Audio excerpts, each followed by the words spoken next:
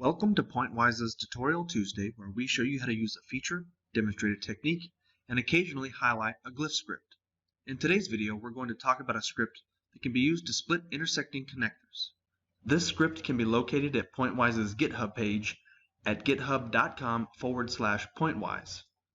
Simply search the repository splitcon at intersection, select the script,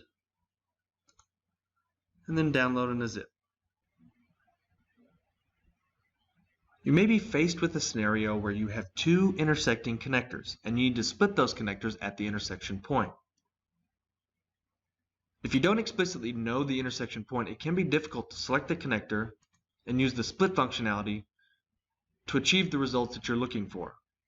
You can get close. Follow this process for the second connector. Using Control-Q, you can use the shortcut to bring up the split functionality.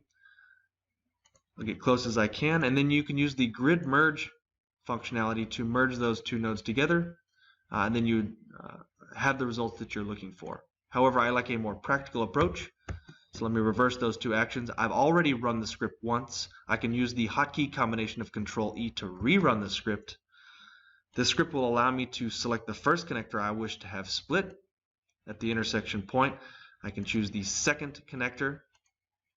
I'll then hit apply, and you'll notice that both connectors are split at the intersection point. The convenient part about this script is I can hit clear selection, choose two new connectors, hit apply to split those two connectors at the intersection point, and I can repeat this process as many times as I would like. Another use of this script is to find the XYZ coordinate values of the center point of a piece of geometry if possible. Take this rectangle, for example.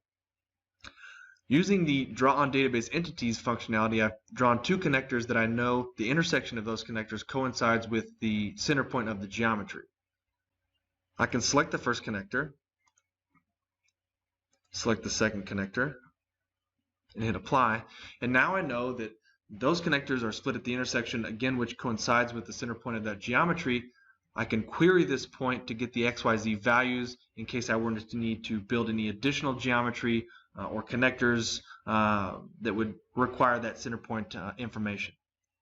If you like this video, subscribe to our channel for more videos like this. If you have any other questions or suggestions, please drop us a line below or connect with us via Twitter, which is linked in the description. Thank you all and have a pleasant Tuesday.